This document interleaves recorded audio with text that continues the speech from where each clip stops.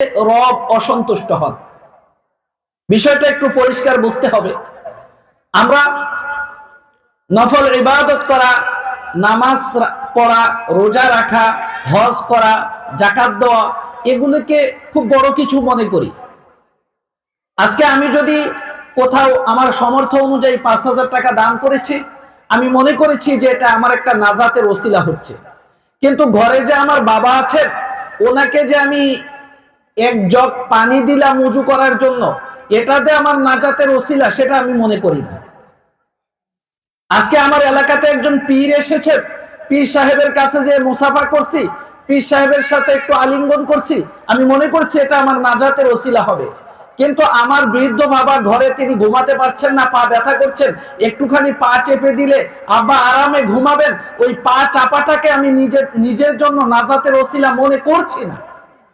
কিন্তু প্রকৃতপক্ষে আমি কসম করলে মিথ্যুক হব না, আল্লাহর হাবিব সাল্লাল্লাহু আলাইহি ওয়াসাল্লামের কাছে জিহাদের অনুমতি চাওয়া হয়েছে। আল্লাহর হাবিব সাল্লাল্লাহু আলাইহি ওয়াসাল্লামের কাছে যে বলেছে, ইয়া রাসূলুল্লাহ, আমি জিহাদে যাওয়ার অনুমতি চাই। নবীজি জিজ্ঞাসা করেছেন, আলাকা ওয়ালিদাইন, বুখারী শরীফের হাদিস, তোমার কি পিতা মাতা আছে? লোকটি বলেছে, জি আছে। নবীজি বলেছেন, ফাফিহিমা ফাজাহিদ, যাও তুমি তাদের সেবা করার মাধ্যমে জিহাদের সওয়াব অর্জন করতে পারো। আমি আপনাকে কেমন করে বুঝাই জিহাদের সওয়াব কতটুকু? মিশকাত শরীফের হাদিসের মাঝে এসেছে, একজন ব্যক্তি ইন্তেকাল করলেন। খুব মনোযোগ দিবেন, খুব মনোযোগ দিবেন। এক ব্যক্তি ইন্তেকাল করার পরে আল্লাহ রাসূল সাল্লাল্লাহু আলাইহি ওয়াসাল্লাম জানাজা পড়াতে যাবেন। ওমর ইবনুল খাত্তাব রাদিয়াল্লাহু তাআলা আনহু দরখাস্ত করলেন, ইয়া রাসূলুল্লাহ, আপনি এই লোকটার জানাজা পড়াবেন না। নবীজি বললেন, কেন? হযরত ওমর বললেন, হুজুর, এই লোকটা বিরাট পাপী। এমন পাপী লোকের জানাজা যদি আপনি পড়ান, তাহলে লোক নির্ভয়ে পাপের কাজ করবে, চিন্তা করবে নবীজি আমার জানাজা পড়ায় দিবেন, সব মাফ হয়ে যাবে। নবীজি কিছুক্ষণ নীরব থেকে উপস্থিত সাহাবীদেরকে জিজ্ঞাসা করলেন, আমার সাহাবীরা, তোমাদের মাঝে কেউ কি এই লোকটার কোন সৎ কাজ সম্পর্কে বলতে পারো? একজন সাহাবী দাঁড়িয়ে গেলেন, ইয়া রাসূলুল্লাহ, আমার সাথে সে এক রাতে আল্লাহর রাস্তায় জিহাদে সৈনিকেরা যখন ঘুমাচ্ছিল, সে আমার সাথে পাহারাদারির দায়িত্ব পালন করেছিল। নবীজি কোনো কথা বললেন না, তিনি জানাজা পড়ালেন।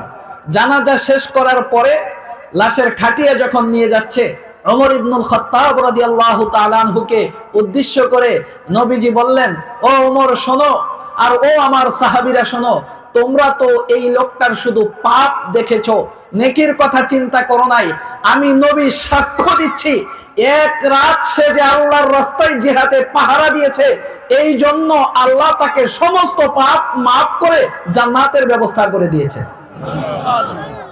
তো এক রাত আল্লাহর রাস্তায় জিহাদে পাহারা দিলে যে সওয়াব আছে, আমি আপনাকে বলবো, আপনি যদি আপনার পিতার সেবা করতে পারেন একটা রাত, আল্লাহর হাবিব বলেছেন, ফাফিহিমা ফাজাহিদ, ওই ব্যক্তি জিহাদ করে যেমন সওয়াব পাবে, আপনি যদি বুখারী শরীফের বর্ণনা, আপনার আব্বার সেবা করতে পারেন, আপনি ওই একই পরিমাণ সওয়াব পাবেন। এই জন্য পিতা আর মাতাকে মূল্যায়ন করতে হবে। মুআজ্জাজ হাজরিন, আল্লাহর রাসূল সাল্লাল্লাহু আলাইহি ওয়াসাল্লামের কাছে জিজ্ঞাসা করা হয়েছে, ইয়া রাসূলুল্লাহ, আমার বাবা যদি আমার প্রতি জুলুম করে, অত্যাচার করে, তখনও কি পিতামাতার সেবা করতে হবে? নবীজি বললেন, শোনো, এই বিষয়ে তুমি প্রশ্ন করতে পারো না। পিতা জান্নাতের মধ্যবর্তী দরওয়াজা, মূল গেট, মূল দরওয়াজা। তুমি যদি চাও সে দরজাটাকে রক্ষা করো, আর তুমি যদি চাও সে দরওয়াজাটাকে ভেঙে ফেলো। মুআজ্জাজ হাজরিন, এই পিতা আর মাতার সন্তুষ্টির মাঝে আল্লাহর সন্তুষ্টি অর্জন করতে পারি। 2 রাকাত নফল নামাজ পড়ে আমি মনের মধ্যে যেমন শান্তি পাই, আব্বার পা টিপে আমি তেমন শান্তি পাই না। এখানেই আমার ভুল বোঝা আছে। কোরআন আমাকে সে কথা বলে না। কোরআন বলে, তুমি 2 রাকাত নাও, 200 রাকাত নফল নামাজ পড়তে পারো, এর চেয়েও বেশি সওয়াব তোমার জন্য রয়েছে তুমি যদি তোমার বাবার একটুখানি পা টিপে দিতে পারো, কারণ এটা হলো ফরজ। পিতামাতার সেবা শুশ্রূষা করা সন্তানের জন্য ফরজ এবং কতটা গুরুত্বপূর্ণ হলে আল্লাহ নিজের ইবাদতের সাথে এটাকে যোগ করেছেন। এই জন্য পিতা মাতার সেবা করতে হবে। আপনি বলবেন যে হুজুর পিতা মাতার সেবা কিভাবে করব? দেখেন, আমি একটা সহজ জিনিস আপনাকে বলি। কোরআনুল কারীমের মাঝে যত ফরজ বিধান আছে, সমস্ত ফরজ বিধানের দিক নির্দেশনা দেওয়া আছে, হুকুম দেওয়া আছে, কিন্তু ফরজ বিধানগুলি কিভাবে সম্পন্ন করবে সব বিষয় কোরআন সেটা খুলে বলেনি। পিতামাতার সেবা শুশ্রূষা করা এটা এতটা গুরুত্বপূর্ণ যে পিতামাতার সেবা শুশ্রূষা করা এটা এতটা গুরুত্বপূর্ণ যে আল্লাহ পাক কালামের মাঝে এটা খুলে খুলে বলেছেন যে এভাবে যদি তুমি কাজ করতে পারো তাহলে তোমার পিতার সেবা হবে, এভাবে যদি কাজ করতে পারো তোমার মায়ের সেবা হবে। মুআজ্জাজ হাজরিন, আমার তেলাওয়াতকৃত আয়াত সূরাত বনী ইসরাঈলের 23-24 এই দুইখানা আয়াতের মাঝে কিভাবে আমি পিতামাতার সেবা শুশ্রূষা করে আল্লাহর সন্তুষ্টি অর্জন করতে পারবো এর দিক নির্দেশনা দেওয়া আছে। আপনারা কি শুনবেন নি সবাই? তাইলে এই মাঝখানে জায়গা খালি রাখলে হইতো না, এটা কোরআনের আদব না। একটু দয়া করে অনুবাদক আপনাকে অনুবাদ করে শোনাচ্ছি, কথা কোরআনের আমি অনুবাদক আপনাকে অনুবাদ করে শোনাচ্ছি। এই জন্য কোরআনের একটা নির্দেশনাকে আপনি 1 কোটি টাকার চেয়ে বেশি দিয়ে মূল্যায়ন করবেন, খুব মনোযোগ দিবেন। আপনি আপনার ইচ্ছা এখানে আসতে পারেন নাই, আল্লাহর ইচ্ছা হয়েছে তাই এলাকার শত শত মানুষের মধ্য থেকে আল্লাহ বাছাই করে প্রচন্ড শীতের মাঝে আপনাকে এনে বসাইছেন। শুকরিয়া আদায় করতে হবে। এই শুকরিয়া হলো মনোযোগ দিয়ে শোনা। পিতামাতার সেবা শুশ্রূষা আমি কিভাবে করব? এ প্রসঙ্গে আল্লাহ বলেছেন, ইম্মা ইয়াবলুগান্না ইনদাকাল কিবারা আহাদুহুমা আও কিলাহুমা, যদি নাকি তোমাদের পিতামাতার দুইজনের একজন বার্ধক্যে উপনীত হন, খুব মনোযোগ দিবেন, আও কিলাহুমা অথবা উভয়ে বার্ধক্যে উপনীত হন, ফালা তাকুল্লাহুমা উফ, তাহলে তাদের দুইজনকে বা একজনকে যাকেই তুমি পেয়েছো উফ শব্দটুকু বলতে পারবে না। ঘটনা হচ্ছে সমাজে পিতা যতদিন শক্তিশালী থাকেন ততদিন পর্যন্ত আমরা ভয় করি। পিতা যখন দুর্বল হয়ে যায় তখন আর অনেকে ভয় করে না, পিতাকে তখন মূল্যায়ন করে না। কিন্তু একটা কথা মনে রাখবেন, পিতা যখন শারীরিকভাবে দুর্বল হয় আত্মিকভাবে তিনি শক্তিশালী হন। এই দুর্বল পিতা যদি আপনার জন্য নেক দোয়া করেন তাহলে আপনি বাইজিদ বুস্তামির চেয়ে বড় আল্লাহর ওলি হয়ে যাবেন। এই দুর্বল পিতা যদি আপনার জন্য বদদোয়া দেন তাহলে আপনার কথা বলবো না, আমার নিজের ধ্বংস হওয়ার জন্য 1 মিনিট সময় লাগবে না। এই জন্য পিতা মাতা যারা আছে তারা যখন বার্ধক্যে উপনীত হবে তাদেরকে উফ শব্দটুকু বলা যাবে না। আল্লাহ তাআলা এত কথা রেখে এই উফ শব্দের কথা কেন বললেন? কারণ হলো একটা মানুষ যখন বৃদ্ধ হয় তখন তার মধ্যে বাচ্চাদের স্বভাব চলে আসে। আমরা যে বিভিন্ন ফসল করি, একটা ধান ছোট চারা বের হয়েছে, আস্তে আস্তে আস্তে আস্তে একটা পূর্ণ বয়সে সে যত উঁচু থাকে যখন আবার পেকে যায় তখন আবার নিচু হয়ে যায় না? আমরা হয়তো কেটে নেই, যদি না কেটে নিতাম তাহলে আবার মাটির সাথে মিশে যেত না? কি বলেন? ধান পেকে গেলে যদি না কাটেন, এই পাকা অবস্থায় 2 মাস রেখে দেন, এটা কি সোজা থাকবে না মাটিতে পড়ে যাবে? মাটিতে পড়ে যাবে। প্রত্যেকটা জিনিসের নিয়ম, একটা সময় পর্যন্ত বাড়ে, মানুষও একটা সময় পর্যন্ত বাড়ে, এরপরে যে সে আর বাড়ে না, সাইডে বাড়ে, সুঠাম হয়, এরপরে একটা সময়ের পরে আবার ক্ষীণ হওয়া শুরু হয়। দেখা গেল সুঠাম দেহের অধিকারী ছিলেন আপনার আব্বা, 40, 45, 50 বছর পর্যন্ত স্বাস্থ্য ঠিক ছিল, 50-এর পরে স্বাস্থ্য আবার ভাঙা শুরু হয়েছে, আস্তে আস্তে ভাঙতে ভাঙতে বয়স 70 হয়ে গেছে, 5 ফুট 7 ইঞ্চি লোকটা এখন 5 ফুট 5 ইঞ্চি হয়ে গেছে। আস্তে আস্তে ছোট হয়, যদি 80, 90, 100 বছর পর্যন্ত হায়াত পায় আস্তে আস্তে আস্তে আস্তে আরো ছোট হয়ে যায়। এই যে শারীরিকভাবে ছোট হচ্ছে, এটা শুধু শারীরিকভাবে হয় না, মানসিকভাবেও বাচ্চাদের মতো আচরণ তার ভিতরে চলে আসে। এজন্য দেখবেন বৃদ্ধ মানুষ যদি ঘরে থাকে তাহলে একটা প্রশ্ন বাচ্চাদের মতো বারবার করতে থাকে। কিন্তু মজার বিষয় হলো, আপনার আমার ঘরে যে ছোট বাচ্চা আছে, 2 বছর 2.5 বছরের বাচ্চা, এই বাচ্চাটা একটা বিষয়ে আমাকে 20 বার প্রশ্ন করেছে, আমি বিরক্ত হই নাই। 21তম বার বাচ্চাটাকে আমি কোলে নিয়ে আদর করে চুমু খেয়ে বলতেছি, বাবা তুমি এরকম জিজ্ঞাসা করছো? মাকে ডাকে, দেখো দেখো তোমার ছেলে কত ফাকনা হইছে, খালি আমারে এটা জিগায় ওইটা জিগায় ওইটা জিগায়। পার্কে নিয়ে গেছে ঘুরতে, ছোট বাচ্চা জিগায় বাবা এটা কি, আপনি উত্তর দিছেন এটা কাক। একটু পরে আবার জিগাইছে বাবা এটা কি, আপনি উত্তর দিছেন কাক। 20 বার জিজ্ঞাসা করছে, 21 বারের বার চুমু খাইয়া বলতেছেন বাবা এটা কাক, কাউয়া কা কা করে। আপনার আব্বা ঘরে বৃদ্ধ হয়ে আছেন, ওই যে বললাম আপনার বাচ্চার মতোই স্বভাব চলে এসেছে, এখন আর আগের মতো মনে থাকে না, এক কথা বারবার জিজ্ঞাসা করে।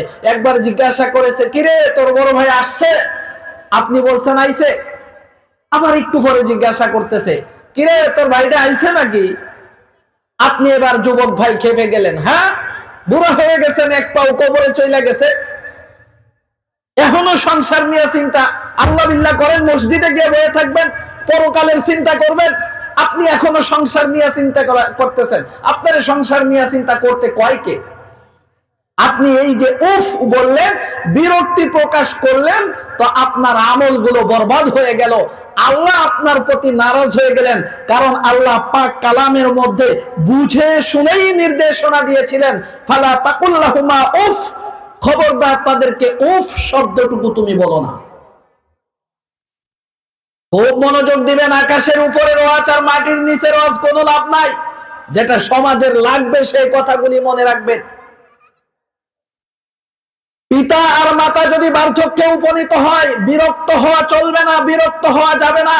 আপনার ছোট বাচ্চাটাকে যেভাবে আপনি আদর করে বারবার একই প্রশ্নের উত্তর দিয়ে যাচ্ছেন, একইভাবে পিতা আর মাতাকে আদর করে বারবার একই প্রশ্নের উত্তর দিয়ে যেতে হবে। মুআজ্জাজ হাজিরিন, এটা হলো প্রথম নির্দেশনা। আপনি যদি বলেন যে হুজুর আমি একজন ভালো ভালো মানুষ হতে চাই, এই মাহফিলে এসেছি ভালো কিছু কথা শুনতে চাই, আল্লাহর সন্তুষ্টি অর্জন করে জান্নাতমুখী হতে চাই, তাহলে আপনার উদ্দেশ্যে আমি কালামুল্লাহ শরীফ থেকে কথাগুলো বলছি, মনোযোগ দিয়ে শুনেন। আপনাকে পীর তালাশ করতে হবে না, পীর আপনাকে কিছু করতে পারবে না। হাসরের মাঠের অবস্থা এমন হবে, মান যাল্লাযী ইয়াশফাউ ইনদাহু ইল্লা বিইজনি, আল্লাহর অনুমতি ছাড়া সুপারিশ করার সাধ্য কারো থাকবে না। এমনকি হযরত আদম থেকে নিয়ে জলিলুল কদর পয়গম্বর যাদেরকে দুনিয়াতে বিভিন্ন উপাধি দেওয়া হয়েছে, মানব জাতির পিতা হযরত আদম, পৃথিবীর সর্বপ্রথম রাসূল হযরত নূহ, ইব্রাহিম আল্লাহর বন্ধু খলিলুল্লাহ, হযরত ঈসা মুসা সহ জলিলুল কদর সমস্ত পয়গম্বর অপারগতা প্রকাশ করবেন, আল্লাহর সামনে সুপারিশ করার সাধ্য কারো থাকবে না। ওয়ানলি ওয়ান, একজন ব্যক্তি, তিনি আরশ আজিমের ছায়ার নিচে পড়ে আল্লাহর এত প্রশংসা করবেন, এত প্রশংসা করবেন, যত প্রশংসা কেউ কখনো করেনি, ভবিষ্যতেও করবে না। আল্লাহ তখন অনুমতি দিবেন, ইয়া মুহাম্মদ ইরফা রাসাকা সাল তুতা ওয়াশফা তুশাফা, মুহাম্মদ আপনি মাথা উঠান, সুপারিশ করুন, আপনার সুপারিশ কবুল করা হবে, আপনি চান আপনার চাওয়া পূর্ণ করা হবে। আল্লাহর অনুমতির আগে না। আয়াতুল কুরসির মধ্যে আপনি আমি যে পড়তেছি, মান যাল্লাযী ইয়াশফাউ ইনদাহু ইল্লা বিইজনি, যার অর্থ হলো কার সাহস আছে। আল্লাহ বলে দিয়েছেন কার সাহস আছে আল্লাহর অনুমতি ছাড়া সুপারিশ করবে। সরদারে দুজাহান আহমদ মুজতবা মুহাম্মদ মুস্তাফা, তিনি পর্যন্ত যতক্ষণ আল্লাহ না বলবেন যে ওয়াশফা আপনি সুপারিশ করুন, ততক্ষণ তিনি সুপারিশ করার সাহস করবেন না, কেউ সাহস করবে না।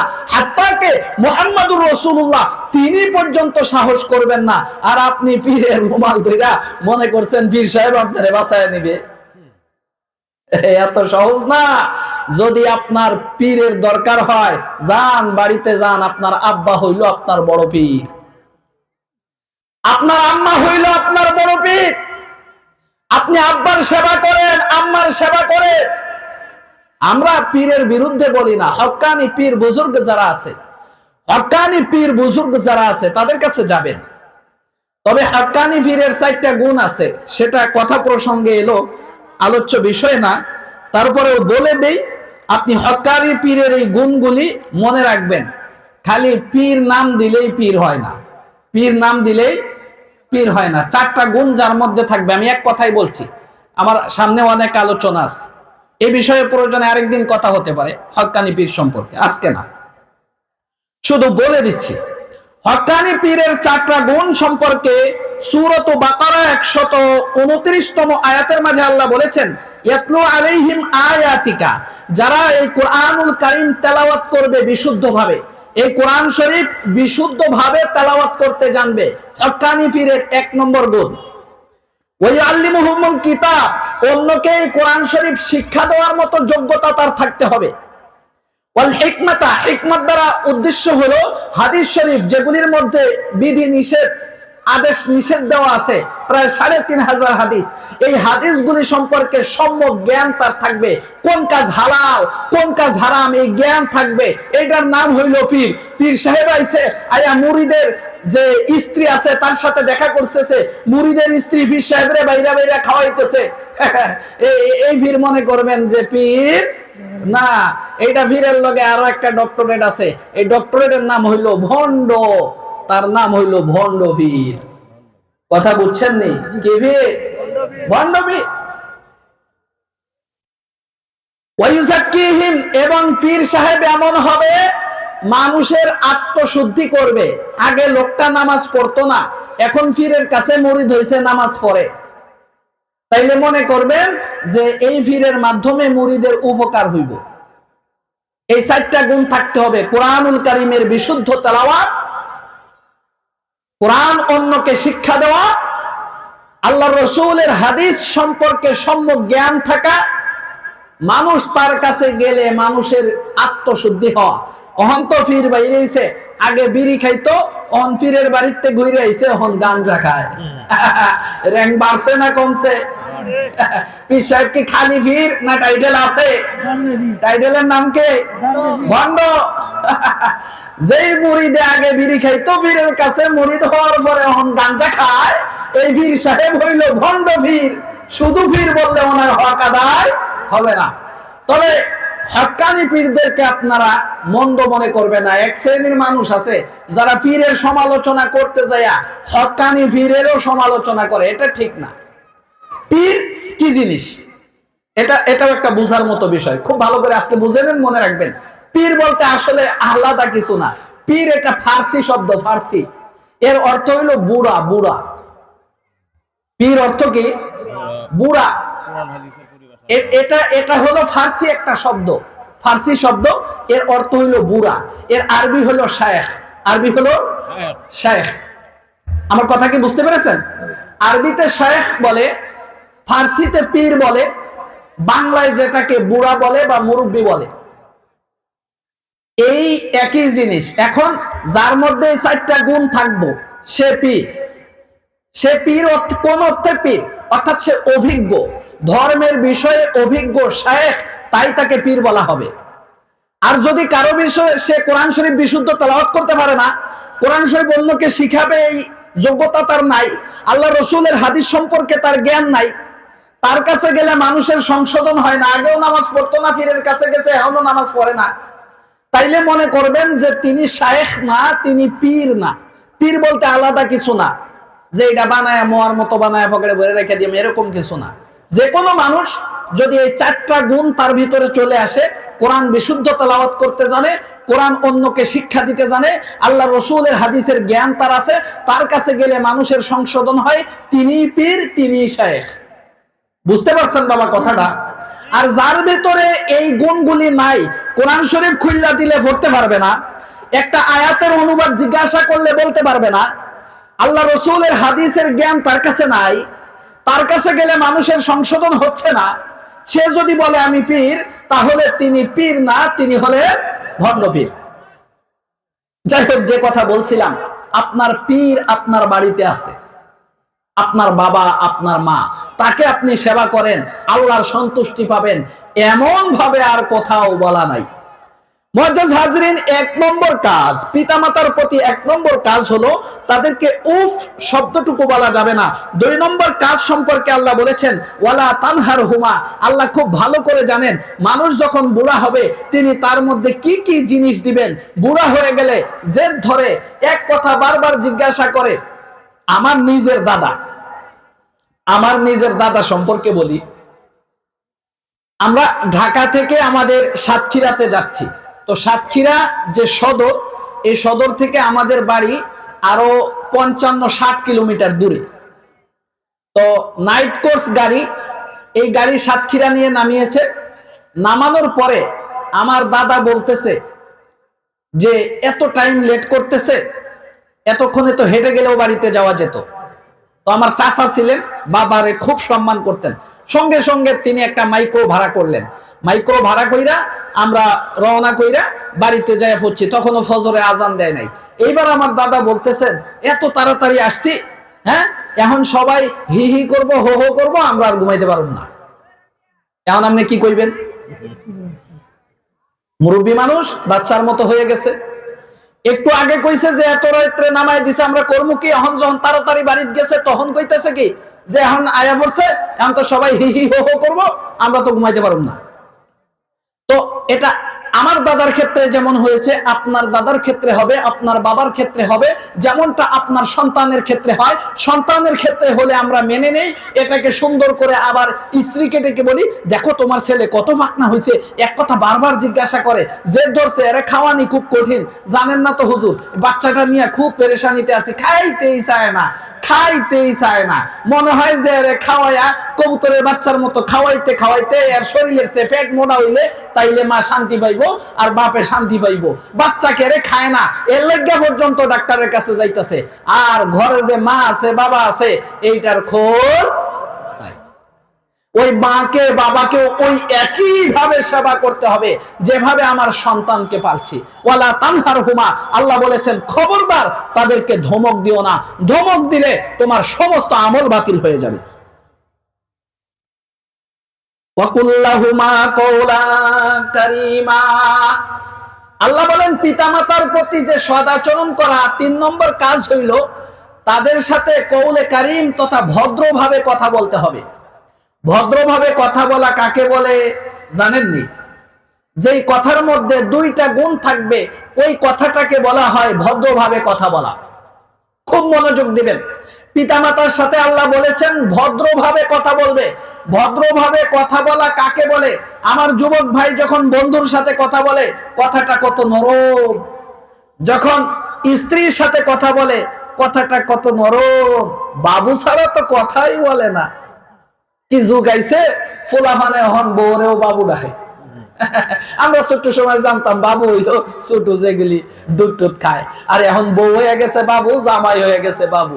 আচ্ছা, তো যেটাই হয়েছে তাও সুসম্পর্ক থাক, কাইজা ঝগড়া না করুক। তো এই যে বউয়ের সাথে যেইভাবে আদর সোহাগ কইরা কথা কইতাছে, নিজের বাচ্চাটার সাথে যেইভাবে আদর যত্ন কইরা কথা কইতাছে, পিতা মাতার সাথে কথা কওয়ার সময় মুড চেঞ্জ হয়ে গেছে। মোবাইলে বন্ধুর সাথে কথা বলতেছে, দোস্ত কইও না, আহা কত বছর হয়ে গেল তুমি আসো না, তুমি এইভাবে ভুলে গেলা, আহা দোস্ত তোমার লেগে মনটা জ্বলে। দেখছো সময় কথা কইতাছি, মানে মা ডাকছে আর কি, বুঝেন না? মা ডাকছে, দেখতেছো না কথা কইতাছি, ও দোস্ত কিছু মনে করো না। এই হইল অবস্থা। আল্লাহ বলেছেন খবরদার ওয়ালা তানহারহুমা, ধমক দিও না, ওয়াকুল্লাহুমা কওলান কারীমা, পিতা মাতার সাথে কথা কও ভদ্রভাবে। কেমন ভাবে কথা বলতে হবে? কওলে কারীম বলা হয় এমন কথাকে যেই কথার মধ্যে 2টা গুণ থাকবে। যুবক ভাই, মুরব্বী বাবাজি, খুব মনোযোগ দিয়ে শুনেন। একটা গুণ হইল যেই কথার ভিতরে সম্মান থাকবে। কি থাকবে? সম্মান থাকবে। আমাদের আজকে যে প্রধান অতিথি ছিলেন, ওনার সাথে যখন কথা বলছে মাহফিল কর্তৃপক্ষ, তখন ওই দিকে সে কথা বলছে, আরে কামাল ভাই আইসুন নাকি? আচ্ছা বইবেন নে।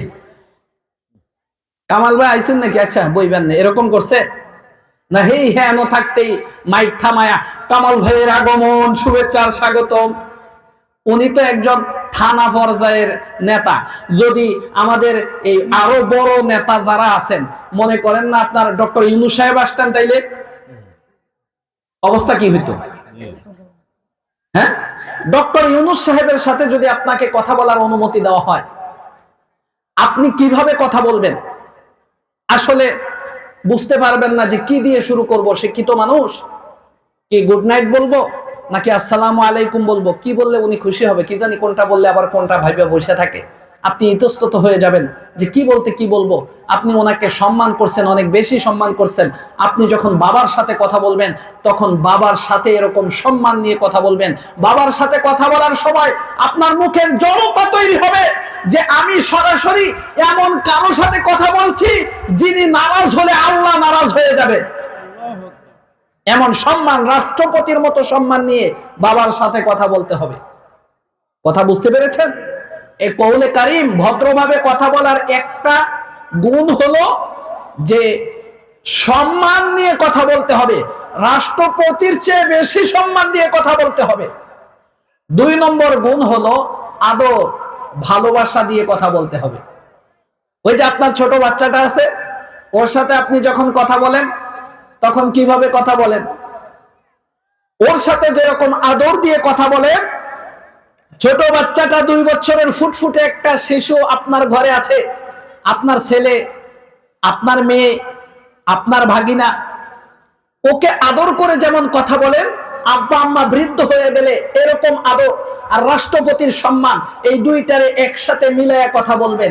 একটা কথা প্রয়োজনে আব্বার কাছে 2 বার জিজ্ঞাসা করবেন, কিন্তু খবরদার আওয়াজ যেন উঁচু না হয়। আপনার কিসের সংকট? আপনার কিসের সংকোচ? আমার যুবক ভাইরা এখন বাবার সাথে মুসাফাহা করতে পারে না, বাবার সাথে মুসাফাহা করতে পারে না। আমি যখন আমার বাড়ি থেকে ফিরি, আমার আব্বাকে জড়ায়া ধরি, কপালের মধ্যে চুমু খাই, তারপর বের হয়ে আসি। কিসের সংকোচ? বন্ধুর সাথে ঘাড়ে হাত দিয়ে তুমি হাঁটতেছো, বাবার হাতটা তুমি ধরে দেখো না কেমন লাগে। বাবা তো এখনো বাবাই রয়ে গেছেন। যেই বাবার গায়ের উপরে পা উঠাইয়া দিয়ে রাত্রে আপনি ঘুমাইছেন, যেই বাবা আপনাকে কাঁধে নিয়ে বিলে গেছে, যেই বাবা আপনাকে কাঁধে নিয়ে গোসল করাইতে গেছেন, ওই বাবার মনটা এখনো তেমনই আছে। হয়তো আপনি বড় হয়ে গেছেন, আপনি বাবার সাথে হাত মিলান না, এই জন্য বুঝতে পারেন না। আপনি আজকের পর থেকে এই সমস্ত সংকোচ দূরে ঠেলে দিবেন। আব্বার সাথে মুসাফাহা করবেন, আব্বার সাথে মুআনাকা করবেন, আব্বার কপালে চুমু খাবেন, আব্বার হাতে চুমু খাবেন, আব্বার হাতটা বুকে নিবেন।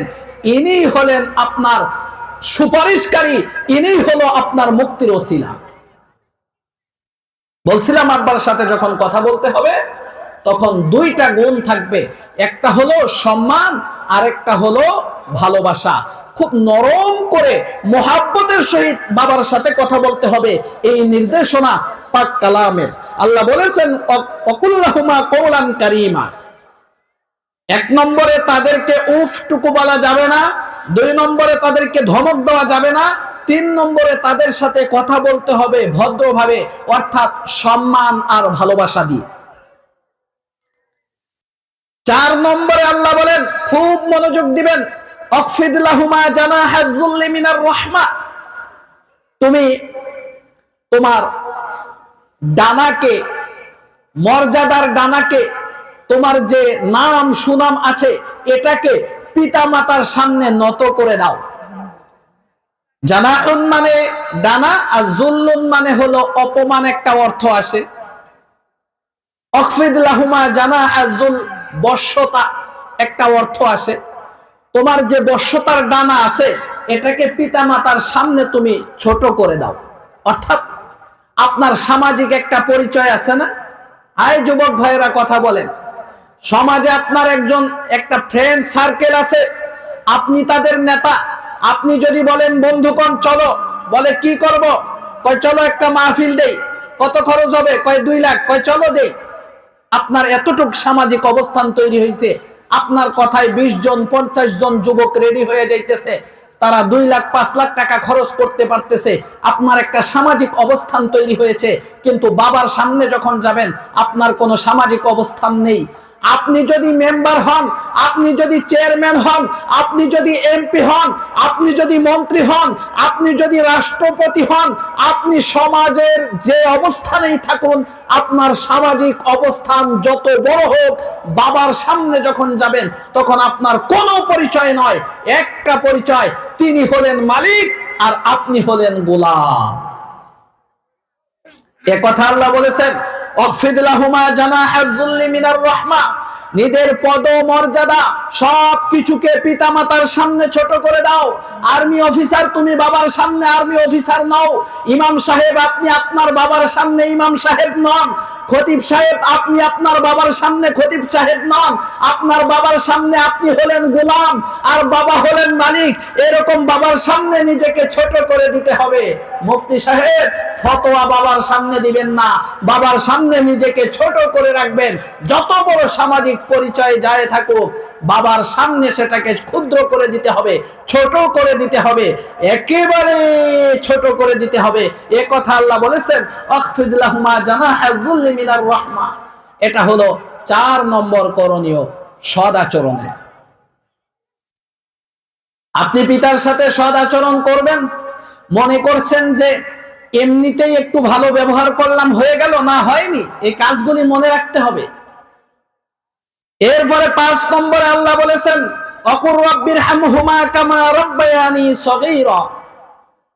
পিতামাতার জন্য দোয়া করতে হবে। এ কথা বলে রব্বির হামহুমা, আল্লাহ পিতামাতাকে রহম করুন, দয়া করুন, কামা রাব্বায়ানি সগীরা, যেমন শিশুকালে তারা দয়া করে আমাদেরকে লালন পালন করেছে। শিশুকালে পিতামাতা আপনাকে আমাকে যেভাবে লালন পালন করেছে, আল্লাহর কাছে পিতামাতাকে ওইভাবে সুস্থ থাকার ভালো থাকার জন্য দোয়া করতে হবে। মুফাসসিরিনে কোরআন লেখেন, আগে আল্লাহ 4টা নির্দেশনা দিয়েছেন। উফ শব্দটুকু বলো না, এমন পরিবেশ যেন না হয় যে তোমার আব্বা উফ বলে, খবরদার ধমক দিও না।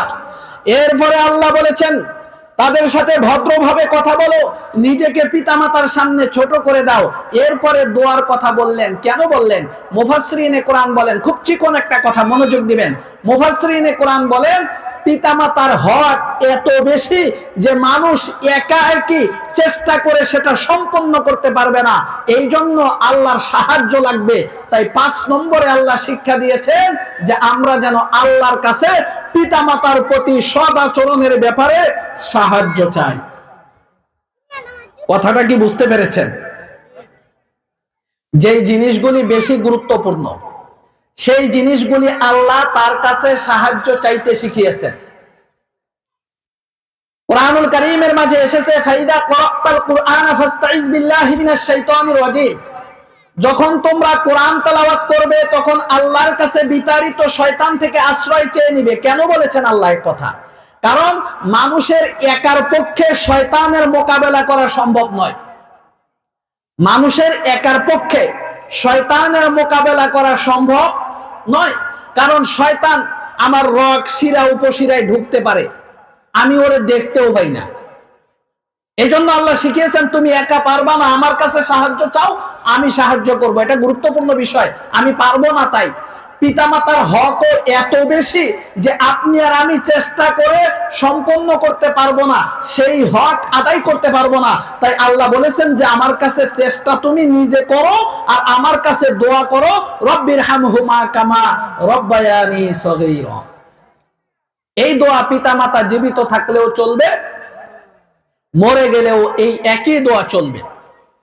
কি আর বলবো, এখনকার সমাজের অবস্থা তো সবকিছু ডিজিটাল হয়ে গেছে।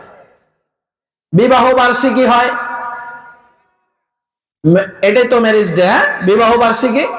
আচ্ছা, এরপরে দেখা গেছে এই বাবা দিবস, মা দিবস, এই দিবস সেই দিবস। তো দেখা যাচ্ছে বাবা দিবসে বাবারে একেবারে খুব সম্মান কইরা বিরাট কিছু সারা বছর খবর নাই। মা দিবসে একেবারে ফেসবুকে স্ট্যাটাস লেখা মার লেগে জীবন যায়, সারা বছর খবর নাই। এরপরে বিবাহ বার্ষিকীতে স্বামী বউকে উপহার দিতেছে, হ্যাঁ, বউ স্বামীকে উপহার দিতেছে, পরের দিন ইমন ঝগড়া, পানি পানি চাইছে কয় ডাইলে খাও। কথা বুঝেন নাই? এই যে জিনিসটা, এটা ইসলাম সমর্থন করে না। আদর্শ সন্তানদের তার জন্য প্রতিটা দিন হবে বাবা দিবস, আদর্শ সন্তানের প্রতিটা দিন হবে মা দিবস। মায়ের সাথে প্রতিদিন ভালো ব্যবহার করতে হবে, বাবার সাথে প্রতিদিন ভালো ব্যবহার করতে হবে। আদর্শ স্বামীর প্রতিদিন হবে ম্যারেজ ডে বা বিবাহ বার্ষিকীর মতো প্রতিদিন স্ত্রীর সাথে ভালো ব্যবহার করতে হবে। আদর্শ স্ত্রী প্রতিদিন স্বামীর সাথে ভালো ব্যবহার করবে। আর এই দোয়া প্রতিদিন করবে, যতদিন বেঁচে আছে ততদিন। পিতা মাতা যদি কাফেরও হয় তারপরেও এই দোয়া করবে হেদায়েতের নিয়তে, যে আল্লাহ হেদায়েত দাও, পিতা মাতাকে মুসলমান বানায় দাও। আর যদি পিতা মাতা মরে যায়, কাফের অবস্থায় মরে গেলে, উদাহরণত হিন্দু বাবা মা মরে গেছে, তখন আর রব্বির হামহুমা কামা রব্বায়ানি সগীরা এই দোয়া তখন আর করা যাবে না। কিন্তু পিতা মাতা যদি মুসলমান অবস্থায় মরে, মৃত্যুর পরেও এই একই দোয়া, মৃত্যুর পরেও এই একই দোয়া। আর ওই যে বলছিলাম, বছরে একদিন বাবার মৃত্যুবার্ষিকী ভাড়াটিয়া মৌলবী আনছে, কোরআন শরীফ খতম করাইছে, বিরাট মাথায় টুপি দিয়া নামাজ পড়ছে, কিচ্ছু হয় নাই, কিচ্ছু হয় নাই। কারণ এই কোরআন এটা মৃত মানুষের জন্য পড়তে হয় নিঃস্বার্থভাবে। আমি যে আপনার আব্বার জন্য কোরআন পড়ে দোয়া করলাম, আমি যে বিনিময় নিলাম, আমার বিনিময় নেওয়াটা হারাম হয়েছে। তো আপনার আব্বা কি পাবে আপনি কি মনে করেন? আমি যে কাজটা করলাম, কোরআন আপনার আব্বার জন্য পড়লাম, পড়ে টাকা নিলাম, আমার এই টাকাটা হারাম হারাম হারাম। তো আপনি যে আব্বার জন্য পড়াইছেন, আপনার আব্বা পাবেটা কি? কিছুই পাবে না। এই জন্য মুআজ্জাজ হাজরিন, দোয়া শিখে বলে হুজুর আমি তো পারি না। পারেন না কেন? আমরা সব বুঝি, এই ছোট একটা দোয়া মুখস্থ করতে পারবো না? বাবা মার জন্য করতে হবে, দোয়া করব। তো পিতামাতা যতক্ষণ জীবিত আছে তাদের প্রতি আমরা এই বিষয়গুলি খেয়াল রাখবো, যে উফ তারা বলতে পারে এমন কোনো আচরণ করব না, তাদেরকে ধমক দিব না, তাদের সাথে ভদ্রভাবে কথা বলবো, নিজেকে পিতামাতার সামনে ছোট করে দিব এবং তাদের জন্য নিয়মিত দোয়া করব। এটা হলো পিতামাতার প্রতি আপনার আমার অত্যাবশ্যকীয় করণীয়, এটা করতেই হবে। আর পিতামাতা মরে গেলে অনেকে বলবেন যে হুজুর বাপমা নাই, থাকতে তো বুঝি নাই, বাপমা চলে গেছেন, এখন কি করণীয়? বাপমা যদি চলে যায় তাহলে তাদের জন্য আপনার করণীয় আছে। আপনি ইসালে সওয়াব করতে পারেন। ইসালে সওয়াব কিভাবে করবেন? ইসালে সওয়াবের প্রধানত দুইটা পদ্ধতি। একটা পদ্ধতি হলো আপনি হয়তো টাকা পয়সার মাধ্যমে তাদের রুহে সওয়াব হাদিয়া পাঠাবেন, অথবা শারীরিক ইবাদতের মাধ্যমে হাদিয়া পাঠাবেন। শারীরিক ইবাদতের মাধ্যমে যদি আপনি হাদিয়া পাঠান, তাহলে আপনি ফরজ নামাজ তো আপনাকে পড়তেই হবে, সুন্নতে মুআক্কাদা ওয়াজিব নামাজ তো আপনাকে পড়তেই হবে।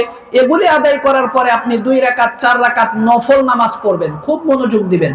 2-4 রাকাত নফল নামাজ পড়া আব্বার জন্য দোয়া করবেন, আল্লাহ আমি এই 4 রাকাত নফল নামাজ পড়েছি, এর সওয়াবটুকু আমার আব্বার রুহে হাদিয়া পেশ করলাম, দয়া করে কবুল করে নিন। আল্লাহ আমি এই 4 রাকাত নামাজ পড়েছি, এর সওয়াবটুকু আমার আম্মার রুহে হাদিয়া পেশ করলাম, দয়া করে কবুল করে নিন। কথা বুঝতে পারছেন নি? অথবা আপনি এক খতম কোরআন শরীফ নিজে নিজে পড়বেন, 1 মাস 2 মাস সময় লাগুক, অসুবিধা কি? পড়ে আপনার আব্বার জন্য আম্মার জন্য দোয়া করবেন যে আল্লাহ আমি যে কোরআন খতম করলাম, এর সবটুকু আমার আব্বাকে দিলাম, এর সবটুকু আম্মাকে দিলাম, দয়া করে কবুল করে নিন। এখানে মজার একটা বিষয় আছে। মজার বিষয়টা হলো, আপনি যদি কোনো ইবাদত করেন, এরপরে এই ইবাদতের সওয়াব কাউকে দান করেন, আপনি নামাজ পড়েছেন কিংবা কোরআন খতম করেছেন, করে এর সওয়াব আপনার আব্বাকে আম্মাকে কিংবা কাউকে দান করেছেন, তাহলে আপনি যে পড়েছেন আপনারটা কিন্তু কমবে না। বুঝতে পেরেছেন? এক খতম কোরআন শরীফ আপনি পড়লেন, পরে আপনার আব্বাকে হাদিয়া দিলেন, আম্মাকে হাদিয়া দিলেন, আপনারটা আপনার রয়েই গেছে। আপনি যে এক খতম পড়েছেন এটা কমে নাই, উপরন্তু আপনার আব্বা আম্মা আরো এক খতমের সওয়াব পেয়েছে। মুফাসসিরিনে কোরআন লিখেছেন, আশা করা যায় যে 2 জনকে যে এক খতম দিছে, 2 জন ভাগ কইরা পাবে না, বরং ওই 2 জনও আলাদা আলাদা এক খতমের সওয়াব পাবে। 2 রাকাত নামাজ পড়া দিবেন, আপনার 2 রাকাতের সওয়াব আপনার আছে। আব্বাকে দিলেন, আম্মাকে দিলেন, আম্মাও 2 রাকাতের সওয়াব পাবে, আব্বাও 2 রাকাতের সওয়াব পাবে। তাইলে লস কি? মোমবাতির আগুনের মতো। মোমবাতির আগুন চিনেন? আপনি যদি 5 জনকে আপনার মোমবাতি থেকে আগুন দেন, আপনারটা কমে যাবে? এরকমই আপনি যদি ইসালে সওয়াব করেন, আপনার 2 রাকাত 4 রাকাত আপনার সামর্থ্য অনুযায়ী একটা দুইটা নফল রোজা রেখে আপনার আব্বাকে আম্মাকে ভাই বোন আত্মীয় স্বজন যাকে আপনি ভালোবাসেন সবাইকে আল্লাহর হাবিব মুহাম্মদুর রাসূলুল্লাহ সাল্লাল্লাহু আলাইহি ওয়াসাল্লামের রওজায়ে আথারে আপনি হাদিয়া পেশ করেছেন, আপনারটা কমবে না। এটা হলো প্রথম কথা। দ্বিতীয়ত, যাদেরকে দিয়েছেন তারাও ভাগ কইরা পাবেন, আশা করা যায় তারাও সবাই পুরাপুরি সওয়াব পেয়ে যাবে।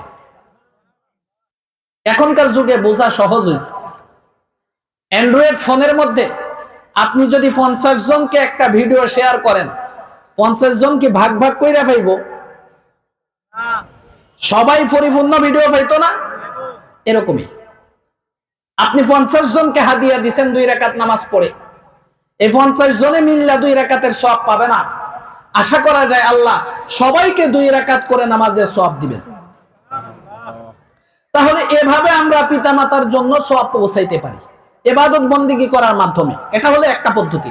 আরেকটা পদ্ধতি হলো যেটা সমাজের মানুষে করে, আর্থিক ভাবে পিতামাতার কাছে সওয়াব পৌঁছাইতে চায়। এই জায়গাটাতে মানুষ ভুল করে বসে। কি ভুল করে? আর্থিকভাবে যদি পিতামাতাকে আপনি সওয়াব পৌঁছাইতে চান বা যে কোনো মৃত ব্যক্তিকে সওয়াব পৌঁছাইতে চান, তাইলে সর্বোত্তম পদ্ধতি হলো নগদ টাকা পয়সা দান করে দেওয়া। মনে করুন উদাহরণত আপনি 10,000 টাকা দিয়ে আপনার আব্বা আম্মার জন্য ইসালে সওয়াব করতে চাচ্ছেন, তো আপনার এলাকার মসজিদ আছে, মসজিদে আপনি 10,000 টাকা দিয়ে দিলেন, আপনার আব্বা আম্মা সওয়াব পাবে। কিংবা মাদ্রাসা আছে, মাদ্রাসাতে আপনি দিয়ে দিলেন, আপনার আব্বা আম্মা সওয়াব পাবে। অথবা আপনার বাড়ির আশপাশে গরিব মানুষ আছে, আপনি দেখে 10,000 টাকা 5টা ফ্যামিলিকে 2,000 টাকা করে দিয়ে দিলেন, অথবা একজন মানুষ অভাবগ্রস্ত তাকে আপনি 10,000 টাকা দিয়ে দিলেন, সে এই টাকাটা আপনি যে তাকে দান করলেন এই টাকাটার পরিপূর্ণ সওয়াব আপনার আব্বা পাবেন, আপনার আম্মা পাবেন। নগদ টাকা, এটা হলো সর্বোত্তম। 2 নম্বরে যেটা করা যায়, উত্তমের দিক দিয়ে 2 নম্বর, সর্বোত্তম না। 2 নম্বরে উত্তম হইল জিনিসপত্র কিনে দেওয়া। যেমন আপনি মসজিদে একটা ফ্যান দিলেন, মাদ্রাসাতে একটা ফ্যান দিলেন, কিংবা আপনার বাড়ির পাশে গরিব মানুষ আছে ওদেরকে চাল ডাল আটা তেল জিনিসপত্র কিনে দিলেন, এটা 2 নম্বরে উত্তম। 1 নম্বরে উত্তম হলো নগদ টাকা। নগদ টাকা কেন উত্তম? আপনি যখন একজন মানুষকে ইসালে সওয়াবের জন্য 2,000 টাকা দিছেন অথবা 2,000 টাকার জিনিসপত্র কিনে দিছেন, 2,000 টাকার জিনিসপত্র কিনে দিলে আপনি যেইটা দিছেন ওইটাই সে ব্যবহার করতে বাধ্য। কিন্তু যদি আপনি তাকে 2,000 নগদ টাকা দিতেন, হয়তো সে 1,000 টাকার সদাই করত, আর 500 টাকা দোকান বাকি দিত, আর 500 টাকা বাচ্চার ঔষধ কিনতো। এটাতে তার প্রয়োজন বেশি পূর্ণ হয়, এই জন্য নগদ টাকা দিলে সওয়াব বেশি পাওয়া যায়।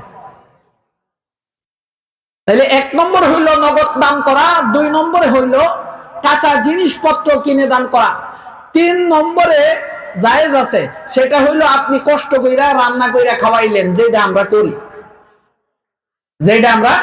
করি, এটা উত্তমের দিক থেকে 3 নম্বর। তবে শর্ত আছে, আপনি দাওয়াত দেওয়ার সময় গরিব দেখে দেখে দাওয়াত দিতে হবে। এখন আমরা করি কি, আগে সমাজের মাথা মোটা লোকগুলোকে দেখে দেখে দাওয়াত দেই।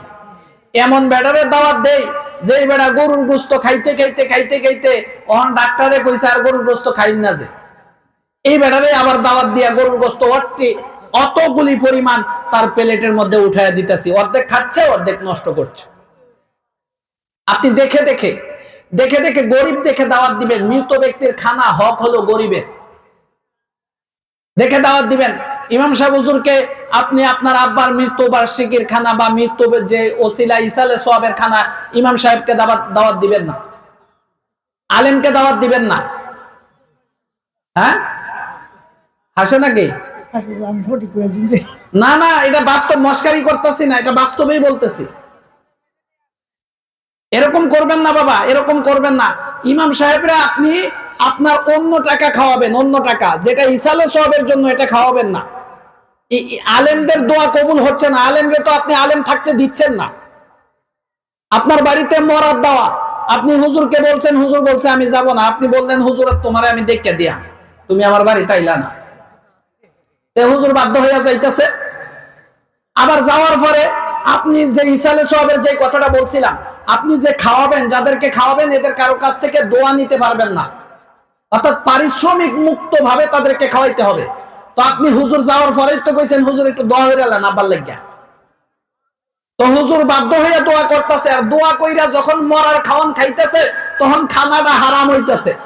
এখন আপনি আমারে কন, আপনি যে জোর কইরা হুজুরের ফতোয়া না মাইন্না, কোরআন হাদিস না মাইন্না, জোর কইরা নিজের মন গড়া মতো 50,000 টাকা খরচ কইরা হুজুরে দিয়া দোয়া করাইয়া, মানুষে দিয়া দোয়া করাইয়া এই 50,000 টাকা খাওয়াইলেন, আপনার আব্বা তো সওয়াব পাবে না, লাভ হইল কি? এই জন্য কি করবেন, সবচেয়ে উত্তম হইলো আপনি 50,000 টাকা খরচ করতে চান, এটা সরাসরি দান করে দিবেন, গরিব দুঃখী অসহায় দেখে দিয়ে দিবেন, মাদ্রাসায় দিয়ে দিবেন, মসজিদে দিয়ে দিবেন। 2 নম্বরে কাঁচা জিনিসপত্র যেটা প্রয়োজন এটা কিনে আপনি দিতে পারেন, এটা 2 নম্বরে উত্তম। 3 নম্বরে আপনি যদি রান্না করে খাওয়ান, গরিব দেখে দেখে দাওয়াত দিবেন, আপনার বাড়িতে আসবে, খাবে, চলে যাবে, কোনো দোয়া করবে না, কোনো কিচ্ছু না। কয় হুজুরতে লাভ কি? লাভ হইলো আপনি যে 50,000 টাকা তাদেরকে খাওয়াইলেন, এটার সওয়াব আপনার আব্বা পাইবে। পিতামাতা চলে গেলে এটা হলো তাদের জন্য করণীয়।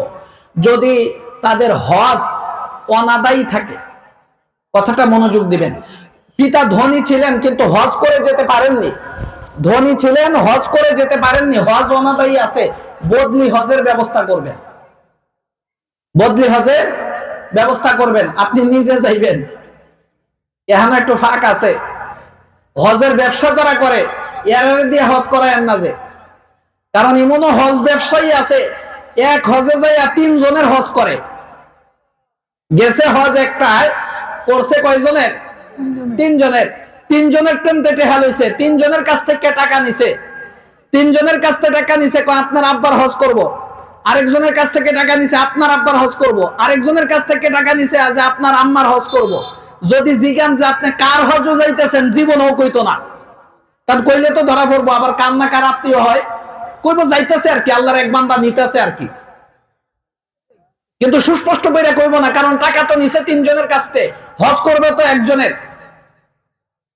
আপনি যে হজের ব্যবসায়ীকে দিলেন, আপনার টেহাও গেল, হজ হইল না, এই কাজ করবেন না, নিজে যাইবেন নিজে। নাইলে এলাকা মসজিদের ইমাম সাহেব আছে না, ইমাম সাহেবরে পাঠাইবেন, মসজিদের ইমাম সাহেবরে পাঠাইবেন, সারা জীবন আপনার কথা ভুলতো না। আপনার মসজিদের ইমাম সাহেব হজ করার সমর্থ নাই, আমার মতো গরিব মানুষ, তো আপনি যদি বাপের বদলি হজটা ওনাকে দিয়ে করান, 100% আপনার হজটাও হইল, আর সারা জীবন এই লোকটা মনে রাখবে যে অমুকের ওসিলায় আমি আল্লাহর ঘরটাতে জিয়ারত করছি, অমুকে আমার এই কাজটা করাইছিল। আর হজের ব্যবসায়ী দিয়ে করাইবেন, আপনি মনে করবেন আমি বিরাট চালাক, জানা শোনা একটা মানুষ দিয়ে করাইম, হজের ব্যবসা করে, এলা 19 বার হজ করছে, 19 বার হজ করছে, হিলারে আপনি দিচ্ছেন, আপনি লাহেন আরো 5 জনে দিছে, কথা বুঝছেন নি? পরে কার হজ করে? এই জন্য হজের ব্যবসায়ী দিয়ে করাবেন না। বদলি হজ যদি পিতামাতার থাকে, নিজে নিজের বাপের বদলি হজ নিজে করবেন, এটা দায়িত্ব। নামাজ যদি অনাদায়ী থাকে, নামাজের ফিদিয়া দিয়ে দিবেন, বাদ বাকি আল্লাহ মাফকারী। রোজা যদি অনাদায়ী থাকে, রোজার ফিদিয়া দিয়ে দিবেন। ফিদিয়া বলতে প্রত্যেকটা রোজার জন্য 1 কেজি 662 গ্রাম গম বা তার সমমূল্য, সরকারিভাবে যে সদকায়ে ফিতর নির্ধারিত করে না এটাই, কিংবা স্থানীয় বাজারে আপনি দেখবেন ভালো মানের গমের আটা 1 কেজি 662 গ্রাম, কিংবা 2 কেজি আটার যে মূল্য আছে, এখন আটা কত করে, ভালো প্যাকেট আটা কত করে? 60 টাকা, তাইলে 120 টাকা। আপনি 2 কেজি ধরতে পারেন সতর্কতামূলক, অথবা আপনি ক্যালকুলেটর নিয়ে হিসাব করবেন, 1 কেজি 662 গ্রাম গম বা গমের আটার যে দাম আসে, প্রত্যেকটা রোজার জন্য এই পরিমাণ দিতে হবে। একটা রমজান মাসে 30টা রোজা, তো আপনি ওই যদি 120 টাকা করে হয়, তাহলে আপনার ওই হিসাব করবেন 30 দুগুণে হয়তো সম্ভবত 600, আর হইল আপনার 3600 টাকা। এক রমজানের যদি রোজা উনার অসুস্থতা জনিত কারণে বিগত হয়ে থাকে, ভাঙতি গিয়া থাকে, উনি এটা রাখতে পারেন নাই, মরে গেছে, আপনি ফিদিয়া দিয়ে দিবেন। নামাজের ক্ষেত্রে ওই হিসাব একই। 1 কেজি 662 গ্রাম গম বা তার যে মূল্য আছে, এটা প্রত্যেক নামাজের জন্য দিতে হবে। ফজরের জন্য একটা, জোহরের জন্য একটা, আসরের জন্য একটা, মাগরিবের জন্য একটা, এশার জন্য একটা, বিতরের জন্য একটা, প্রতিদিন 6 ওয়াক্ত, প্রতিদিন 6 ওয়াক্ত, 720 টাকা বর্তমান সময়ের 720 টাকা। এখানে কিন্তু প্রতি ওয়াক্তের জন্য 1 কেজি 662 গ্রাম। এখন অনেকের মনে মনে ঘুরপাক খাইতেছে, হুজুর তাইলে আর কষ্ট করে শীতের মধ্যে নামাজ পড়া লাভ কি? পোলা ফানরে কমুনে যে ইয়া করে লা এ ফিদিয়া দিয়া দিস, এটা কিন্তু আল্লাহর সাথে চালাকি করলে এটা মস্কারি করা হবে। এমনটা করা যাবে না। আমার নামাজ আমাকে পড়তে হবে। আমি এই ফিদিয়া তো এটা হতে পারে আল্লাহ এই ওসিলায় মাফ করে দিবেন, কিন্তু এটা কখনোই বিকল্প না, কথাটা মনে রাখবেন। রোজার যে ফিদিয়া দেওয়া হয়, নামাজের যে ফিদিয়া দেওয়া হয়, এটা কখনোই বিকল্প না, কখনোই বিকল্প না।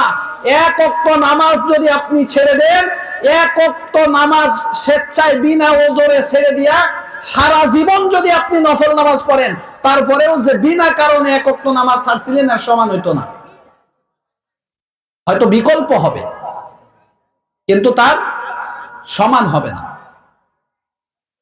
মুআজ্জাজ হাজিরিন, যে কথা বলছিলাম, পিতামাতার যদি ঋণ অনাদায়ী থাকে, ঋণ আদায় করে দিবেন। পিতার ঋণ ছিল, ঋণ রেখে তিনি মরে গিয়েছেন, সম্পত্তি আমরা ভাগ করে নিয়েছি, পিতার যে ঋণ আছে ওইটাকে আদায় করে দিবেন। আগে এটা হক, কারণ মানুষের আমল ঝুলন্ত থাকে। আপনার আব্বা একজন নেককার পরহেজগার লোক ছিলেন, তিনি মারা গিয়েছেন, ওনার অনেক আমল আছে, কিন্তু ওই যে ঋণ বাকি আছে, ঋণের কারণে ওনার আমলের সুফল উনি পাইতেছেন না। ঋণটা আপনি যেই দিন আদায় করে দিবেন, সেই দিন আপনার আব্বা তার যে আমল আছে ওই আমলের সুফল পাবে। এই জন্য যাদের পিতামাতা চলে গেছে, তারা পিতামাতার যদি ঋণ অনাদায়ী থাকে, ঋণ আদায় করে দিবেন। যদি হজ ফরজ হয়েছিল, হজ না কইরা মারা গেছে, বদলি হজ করাবেন। নামাজ যদি অনাদায়ী থাকে, হিসাব করে নামাজের ফিদিয়া দিয়া দিবেন। রোজা যদি অনাদায়ী থাকে, হিসাব করে রোজার ফিদিয়া দিয়া দিবেন। কথা বুঝতে পেরেছেন বাবা? এই কাজ যদি আপনি করেন, তাহলে আপনার আব্বা কবরে থেকেও আপনার প্রতি খুশি হয়ে যাবেন। ফেরেশতারা বলবে যে আপনার অমুক ছেলে, আপনার অমুক মেয়ে আপনার জন্য এই কাজ করেছে। পিতামাতা কবরে থেকেই খুশি হয়ে যাবে। কবরে থেকেই তারা আপনার প্রতি সন্তুষ্টি প্রকাশ করলে আল্লাহ আপনার প্রতি সন্তুষ্ট হয়ে যাবে। মুআজ্জাজ হাজিরিন, এতক্ষণ আমি আপনাদের খেদমতে যে কথাগুলি বললাম, এগুলো ছিল পিতামাতার হক সম্পর্কিত। এখন পিতামাতার কাছেও সন্তানের কিছু পাওনা আছে, পিতামাতার কাছেও সন্তানের কিছু পাওনা আছে। বলবো না, বিরক্ত হচ্ছেন আপনারা? অনেক সময় হয়ে গেছে, হ্যাঁ? না, আপনাদের কষ্ট হচ্ছে, তাইলে একটু মনোযোগ দেন। পরবর্তী বক্তা আসলে আমি ছেড়ে দিব, একটু মনোযোগ দেন। এই যে নির্দেশনাগুলি কোরআনের মাঝে আল্লাহ দিয়েছেন পিতামাতার জন্য, আমার সন্তান আমার প্রতি এরকম আচরণ করুক, এটা কি আমরা চাই? আমার সন্তান আমাকে যত্ন করে রাখুক, উফ শব্দটুকু যেন আমি না বলতে হয়, এমন ভদ্র হোক, এটা চাই না? আমার সন্তান আমাকে ধমক না দেখ, এটা চাই না? আমার সন্তান আমার সামনে ভদ্রভাবে কথা বলুক, এটা আমি চাই না? আমার সন্তান তার নিজেকে আমার সামনে ছোট করে দেখ, আমি যে বাবা এই পরিচয় দিয়ে যাক, এটা চাই না? আমার সন্তান আমার জন্য দোয়া করুক, এটা চাই না? এটা চাইলে সন্তানেরও কিছু পাওনা আছে, সেটা দিতে হবে। সন্তানের 1 নম্বর পাওনা হলো সন্তানের জন্য ভালো মায়ের ব্যবস্থা করতে হবে। অর্থাৎ বিয়ে করার আগে দেখে শুনে বিয়ে করতে হবে। হাদিস শরীফের মাঝে এসেছে, তোমরা বিবাহ করবে দিনদারি দেখে। যে মহিলাকে বিবাহ করবে তার দিনদারি কেমন আছে সেটা দেখবে, সৌন্দর্য দেখবে, নিজের সাথে মিলায়া দিনদারি দেখবে, সৌন্দর্য দেখবে, সম্পদ দেখবে, বংশ দেখবে। এই 4 গুণ দেখে হাদিসের মধ্যে বিবাহ করার কথা বলা হয়েছে। এই 4 গুণের মধ্যে সবচেয়ে গুরুত্বপূর্ণ গুণ হইল দিনদারি। দিনদারি যদি থাকে, বাকি অন্য গুণগুলো যদি থাকে তাহলে খুব ভালো, সোনায় সোহাগা। কোন একজন মহিলা দিনদার, আবার দেখতেও সুন্দর, আবার বংশও ভালো, আবার সম্পদও আছে, তাইলে সোনায় সোহাগা, তার মতো ভালো আর কি হতে পারে? কিন্তু দেখা গেল কোন একজন মহিলা অত্যন্ত সুন্দরী, বিরাট বড়লোক, বংশ ভালো, মেয়ে দেখতে গিয়া জিজ্ঞাসা করছে, আম্মা ফজরের নামাজ কয় রাকাত? জীবনে তো পশ্চিম দিকে উষ্টা খায়া দেখছে না। অহন কয় রাকাত কইব চিন্তা করতেছে, ফিসের থেকে ফর্দার আউলো থেকে দাদি কইতাছে, আরে বেকল 2 2 2 2 ক 2, হ্যাঁ গুনছে 2 2 2 2 4 4 দুগুণে 8 রাকাত। ফজরের নামাজ কয় রাকাত কইছে? 8 রাকাত। তো বিয়া তো আর হইছে না, হেরা তো গেছে গা। পরে দাদি কইতাছে, কিরে তোরে না কইলাম 2 কইতি 2 কইতি, ওর 8 রেহাত কইছি হইছে না, 2 রেহাত কইলে হইব। কথা বুঝছেন নি? দেখতে মাশাআল্লাহ খুব সুন্দর, ফজরের নামাজ কয় রাকাত জানে না, নামাজ পড়েই না, জানবো কেমনে? তাইলে এনারে বিয়া করলে আপনি সুখী হতে পারবেন না। বিরাট টাকা পয়সা আছে, দিন নাই, বিরাট বংশের লোক, দিন নাই, এনারে বিয়া করলে আপনি বউ পাইবেন না, আপনি নিজে গোলাম হইবেন আর একটা মালিক কিন্না লয়ে আইলেন। কথা বুঝছেন নি? যদি বউ পাইতে চান তাইলে দিনদার, বউ পাইতে চাইলে দিনদার। ক্লাস 4 এর গল্পটা মনে আছে না আপনাদের? ওমর ইবনুল খাত্তাব, অর্ধ পৃথিবীর বাদশা, খলিফা ওমর, রাতের বেলা যায় ঘরের ভিতরে, মা আর মেয়ে দুধে পানি দেওয়া নিয়ে কথা বলে, মনে আছে না? মা বলে পানি দিব, মেয়ে বলে পানি দেওয়া যাবে না, ওমর নিষেধ করেছে, তুমি শুনোনি? মা বলে রাতের বেলা ওমর তো আর দেখতেছে না, ওমর কোথায়? আরে কথা বলেন, ওমর কোথায়? ঘরের পিছনে। মা বলে ওমর তো আর দেখতেছে না, মেয়ে বলে ওমর না দেখুন আল্লাহ কি দেখবেন না? হযরত ওমর আর কোনো কথা বললেন না। অর্ধ পৃথিবীর বাদশা ওমর সকালবেলা প্রস্তাব পাঠায় দিছে, আমার ছেলের পুত্র বধূ রূপে এই গরিব ঘরের মেয়ে, যেই ঘরের মেয়ের দুধ বিক্রি না করলে সংসার চলে না, পুত্র বধূ বানায়া ওমর ইবনুল খাত্তাব নিয়ে গেছে। দিনদার দিনদার দিনদার দিনদার দেখে বিবাহ করবেন, মহিলা মাদ্রাসার মেয়ে বিবাহ করবেন, আপনি সুখ পাইবেন, গরিব হোক, গরিব হোক। দিনদার যদি না থাকে আপনি সুখ পাইবেন না। বউ বিয়া করে আনবেন, দেখবেন জজ আনসুন, জজ ব্যারিস্টার, আপনার জীবন ফানা ফানা কইরা দিব। কথা বুঝছেন? বউ হইল আপনার পেরেশানির সময় অন্তরের প্রশান্তি, যদি দিনদার হয়, যদি দিনদার হয়। দিনদার স্ত্রী বিবাহ করে আনবেন, আপনি শান্তি পাবেন, আপনার বিপদে পাশে দাঁড়াবে, আপনার ব্যথায় ব্যথিত হবে। কথা বুঝছেন নি ভাই সাহেব? 4 গুণ দেখা নবীজি বলেছেন বিবাহ করো। 1 নম্বর গুণ হইল দিনদার। নবীজি বলেছেন তারিবাত ইয়াদাকা বিজাতিদ দ্বীন, দিনদার মহিলাকে বিবাহ করে তুমি কৃতকার্য হও। যদি তা না করো, ফাসফির বিজাতিদ দ্বীন, দিনদার মহিলাকে বিবাহ করে কৃতকার্য হও, তারিবাত ইয়াদাকা, যদি তা না করো তাহলে তোমার হস্ত ধূলিময় হোক, তোমার ধ্বংস হোক। সন্তানের 1 নম্বর অধিকার হলো তার জন্য ভালো মায়ের ব্যবস্থা করা।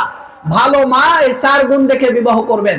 2 নম্বর সন্তানের অধিকার হইল ভালো নাম রাখা। একটু মনোযোগ দিবেন আমার মা বোনেরা, যারা মাইক শুনছেন একটু মনোযোগ দিয়ে শুনবেন।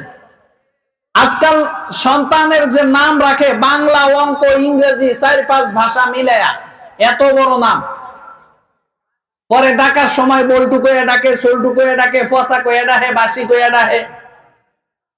এই ধরনের কাজ করবেন না। নামের মধ্যে, হাদিসের মধ্যে এসেছে সবচেয়ে উত্তম নাম হলো আল্লাহর নামের সাথে আব শব্দ যোগ করে রাখা। আব্দুল্লাহ, আব্দুর রহমান, আব্দুর রহিম, এ ধরনের আল্লাহর যে গুণবাচক নামগুলো আছে এগুলোর সাথে আব্দ শব্দ যোগ করে সন্তানের নাম রাখবেন। এরপরে নবীগণের নামে নাম রাখবেন, নবীগণের নামে নাম রাখবেন। এরপরে সাহাবায়ে কেরামের নামে নাম রাখবেন, আল্লাহর ওলিদের নামে নাম রাখবেন। কমপক্ষে আরবি ভাষার সুন্দর একটা অর্থবোধক নাম রাখবেন।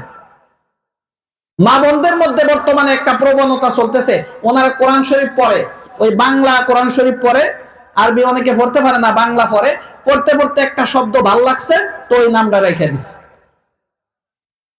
কিন্তু কোরআন শরীফের মধ্যে ফেরাউনের নাম আছে না?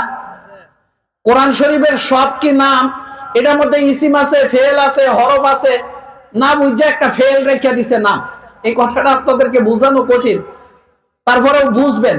এক মেয়ের নাম রাখছে তাকফুরুন। আমি জিজ্ঞাসা করলাম মামনি নাম কি? বলে তাকফুরুন। ওই কোরআন শরীফ পড়তে পড়তে পাইছে, যার অর্থ হইলো তোমরা সকল পুরুষ কুফরি করলে, নাম রাখছে। ওই যে ভাল লাগছে এটা নাম রাখছে। আর আনকমন নাম তালাশ করে, আনকমনের মধ্যে কিছু নাই, আনকমনের মধ্যে কিছু নাই, আনকমন নাম তালাশ করবেন না। আনকমনের মধ্যে কিছু নাই, কমন দেখা আল্লাহর নামের সাথে আব্দ যোগ করে নবীদের নামে, সাহাবীদের নামে, বুজুর্গদের নামে কমপক্ষে আরবি ভাষার সুন্দর একটা নাম, এটা আপনার সন্তানের অধিকার, এটা আপনি রাখবেন। ভালো নাম রাখলে সন্তানের উপর প্রভাব পড়বে, সন্তান এই ভালো নামের গুণে গুণান্বিত হবে, এটা সন্তানের অধিকার। আশরাফ আলী থানভী রহমাতুল্লাহি আলাইহির কাছে এক লোক গেছে, বলে হুজুর আমার বাচ্চা খালি অসুস্থ থাকে। বলে নাম রাখছেন কি? কয় নাম রাখছি কালিমুল্লাহ। কালিমুল্লাহ শব্দের অর্থ হইল আল্লাহর আহত বান্দা। আশরাফ আলী থানভী বললেন নাম রাখছেন কালিমুল্লাহ, তো অসুস্থ থাকবে না তো কি করবে? তিনি নাম পাল্টায়া বললেন নাম রাখেন সলিমুল্লাহ। নাম রাখছে সলিমুল্লাহ, বাচ্চা সুস্থ হয়ে গেছে। বক্তা এসে বলছেন, আমি কথা শেষ করছি 1 মিনিটের ভিতরে, একটু মনোযোগ দিবেন। সন্তানের সবচেয়ে বড় অধিকার হলো সন্তানকে দ্বীন শিক্ষা দেওয়া, কুরআন শিক্ষা দেওয়া, এটা সন্তানের সবচেয়ে বড় অধিকার। সম্মানিত হাজিরিন, পিতামাতার যে অধিকারগুলো বললাম, পিতামাতার প্রতি উফ শব্দটুকু কখনোই বলা যাবে না, তাদেরকে ধমক দেওয়া যাবে না, তাদের সাথে ভদ্রভাবে কথা বলতে হবে, তাদের সামনে নিজেকে ছোট করে দিতে হবে, তাদের জন্য দোয়া করতে হবে। সন্তানের যে অধিকারগুলি বললাম, 1 নম্বরে সন্তানের জন্য ভালো মায়ের ব্যবস্থা করতে হবে, 2 নম্বরে তার সুন্দর একটা নাম রাখতে হবে, 3 নম্বরে সন্তানকে কোরআন শিক্ষা দিতে হবে। কোরআন শিক্ষা মানে ওই ফুরকানিয়া মক্তবে পাঠাইছেন, কলে বলে ভাঙ্গা ভাঙ্গা শুদ্ধ অশুদ্ধভাবে পড়তে পারে, এর নাম কোরআন শিক্ষা না। কোরআন শিক্ষা মানে কোরআনের কোন কাজ হালাল কোন কাজ হারাম সে যেন এরকম খুললা দেখে দেখে ফইরা বুঝে। কথা বুঝতে পারছেন? এরকম ভাবে কোরআনে তাকে অভিজ্ঞ করে তুলতে হবে, তাকে মাদ্রাসাতে পড়াতে হবে। পড়ায়া কোরআন হাদিস শিখানোর পরে আপনি ডাক্তার বানান অসুবিধা নাই, ইঞ্জিনিয়ার বানান অসুবিধা নাই, অন্য কিছু তাকে বানান অসুবিধা নাই, কিন্তু কোরআন হাদিস শিক্ষা না দিলে আপনি সন্তানকে অধিকার থেকে বঞ্চিত করলেন। আর সন্তানকে অধিকার থেকে বঞ্চিত করলে এই সন্তান আপনাকে দেখবে না, যেভাবে কোরআনে নির্দেশনা দেওয়া আছে সেভাবে সন্তান আপনাকে দেখবে না।